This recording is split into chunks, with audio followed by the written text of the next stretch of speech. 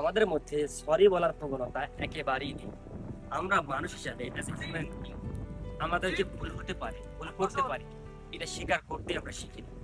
সাধারণ মানুষজন তো এটা জানেই না, স্বীকার করেই না। এমনকি শিক্ষিত এডুকেটেড পার্সন, মন্ত্রী এমপিরাও। একটা উদাহরণ দিই যে ইলেকট্রিসিটি থাকে না, 10-12 ঘন্টা থাকে না, দিনের পর দিন থাকে না, যখন তখন চলে যায়। ভাই এইটা একটা অপারগতা একটা সরকার। আগের টার্মেও ছিল, এখনো আছে, এটা একটা অপারগতা। কিন্তু এটা তারা মানে না।